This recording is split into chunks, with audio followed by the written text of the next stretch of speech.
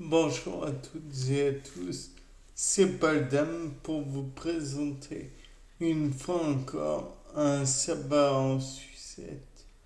Donc aujourd'hui, je me suis posé la question, est-ce que le blanc d'œuf pourrait être utile pour expliquer l'utilité du liquide céphalorachidien?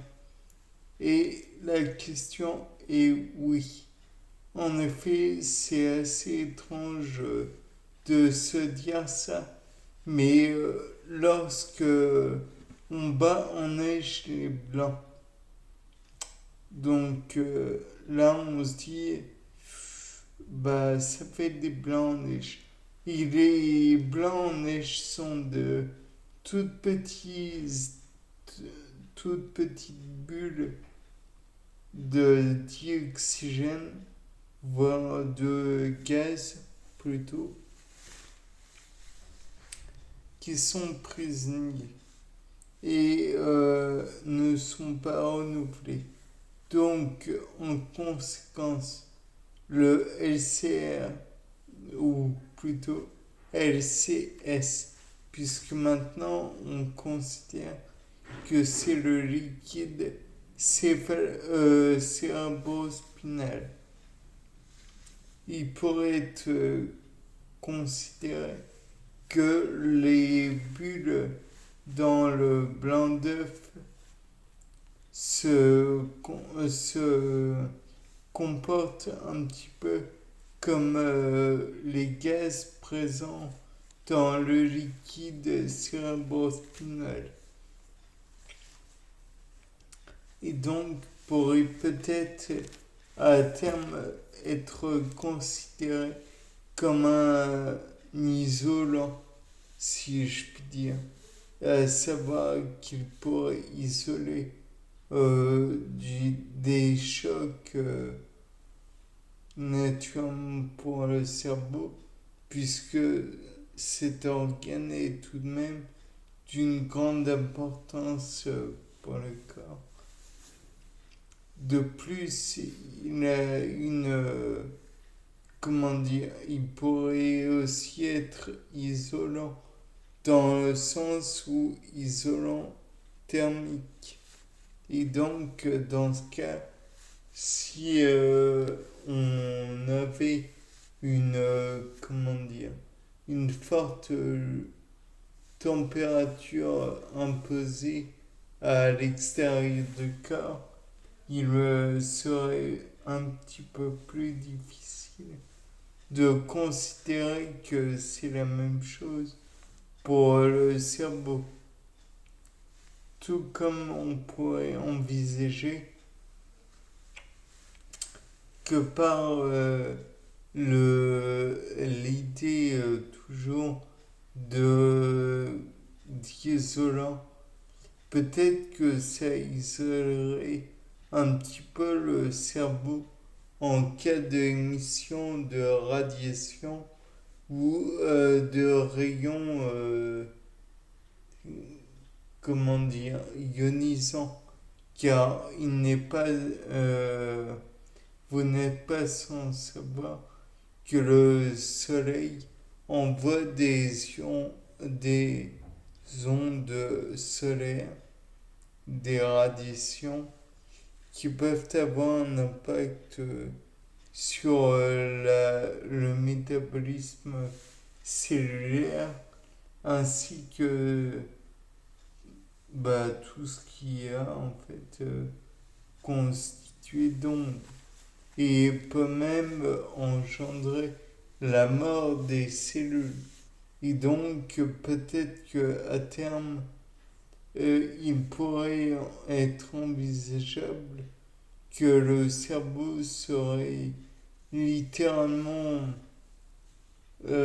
cuit par les radiations solaires, bien que n'exigeant rien, il y a tout de même autour du cerveau aussi le crâne. une quantité non négligeable d'os quand même, ainsi que par-dessus, on pourrait considérer les cheveux qui eux-mêmes auraient éventuellement la fonction d'isolant thermique, isolant au choc, isolant à beaucoup de choses. Mais on ne les considère peut-être pas assez à dans cette fonction. Peut-être qu'on ne les considère que dans la fonction esthétique. Et donc, là encore, on pourrait dire qu'avoir de beaux cheveux pourrait être un écho à la santé physique de l'individu. Peut-être que même en considérant les cheveux et les ongles, puisque tous les deux sont faits d'une même substance kératinique. Je ne sais pas si ce terme existe. Néanmoins, ils sont très proches chimiquement et cellulairement parlant. Donc, il ne serait pas étonnant que lorsque on rencontre un individu, celui-ci pourrait avoir comment dire, un œil plus attiré par les cheveux ainsi que les ongles.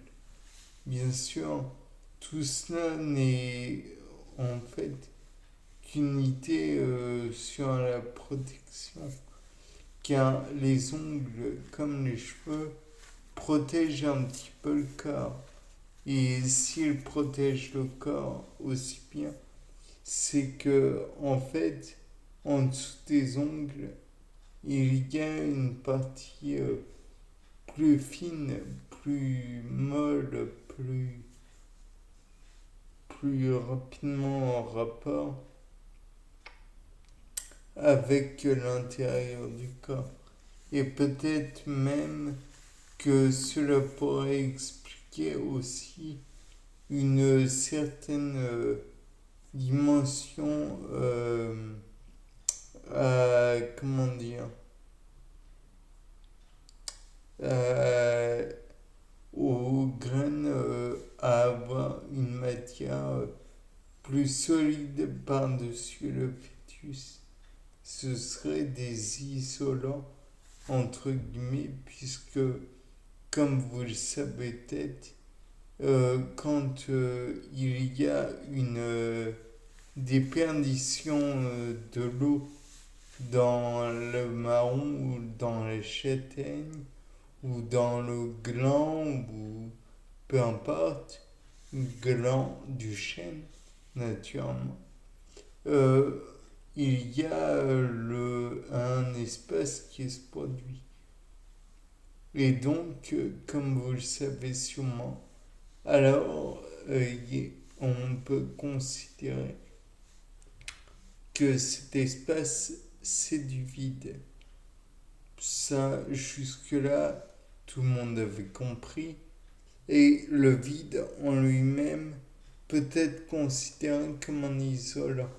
En effet, le vide est l'un des meilleurs isolants qui existent. Et donc, par conséquent, si on estime la chose,